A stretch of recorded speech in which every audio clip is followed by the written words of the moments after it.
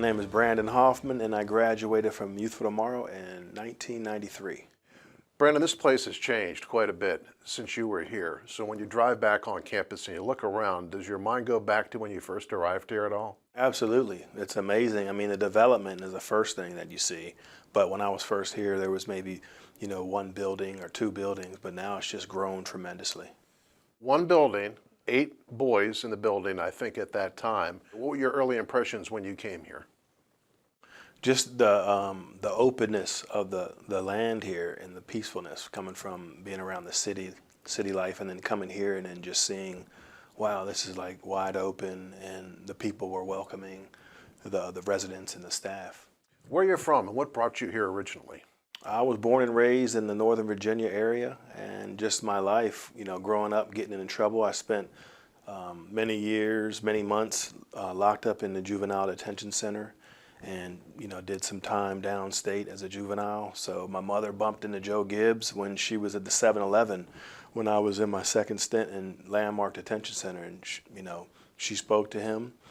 She knew he was a godly man, and she told him about me, and he said, well, I have a place called Youth for Tomorrow. And then my mother, she talked to my attorney and my probation officer, and then they got the ball rolling for me to come here.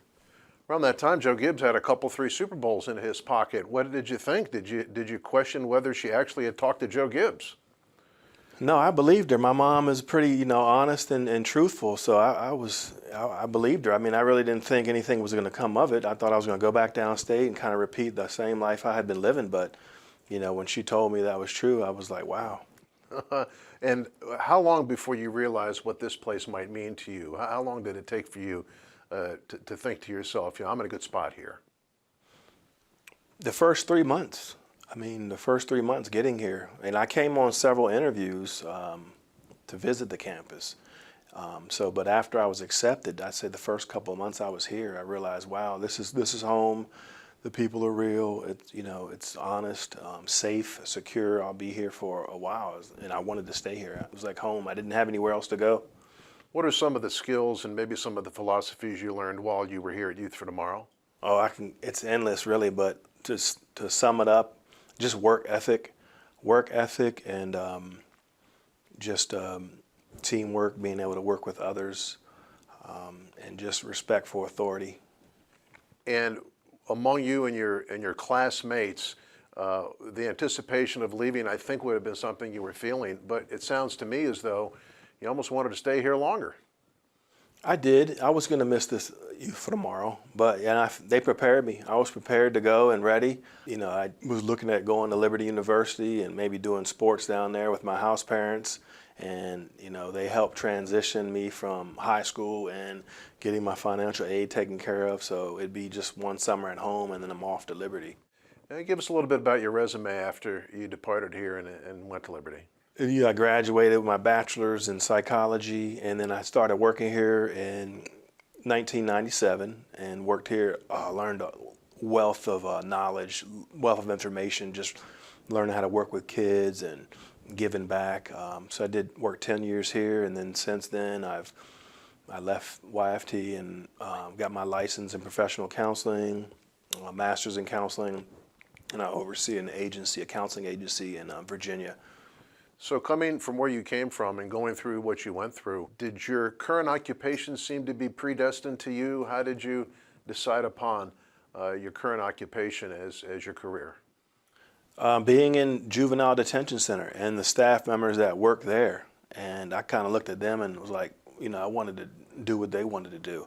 So I kind of held on to that, and when I got to Liberty, my academic advisor, Mr. Wagner, said, why don't you go into a field where you want to help people, because he helped me figure that out. So that's kind of like, at a young age, I knew I wanted to work with folks.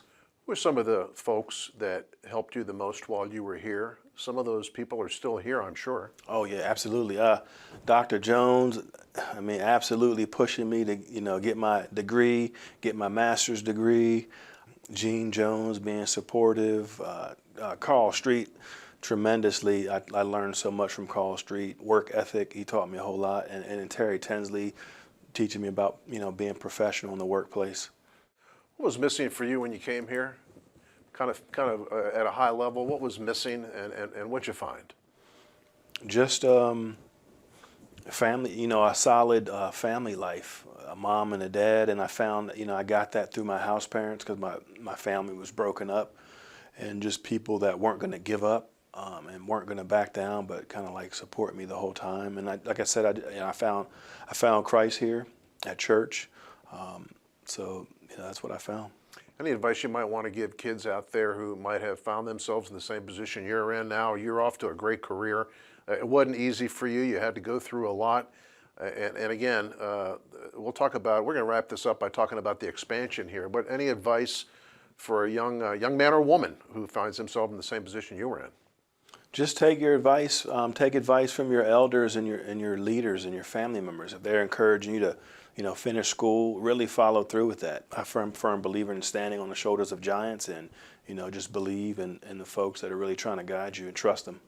How important do you think the expansion of Youth Tomorrow has been? You mentioned Carl Street. He's got a responsibility with some satellite offices. The campus has grown beyond the confines of the campus, and a lot more people are being treated and addressed. It's amazing. It's super important for the community. I mean, Youth for Tomorrow has an outstanding name and reputation, and just the services that they offer to the Washington, D.C. area is tremendous. It's just lifelong.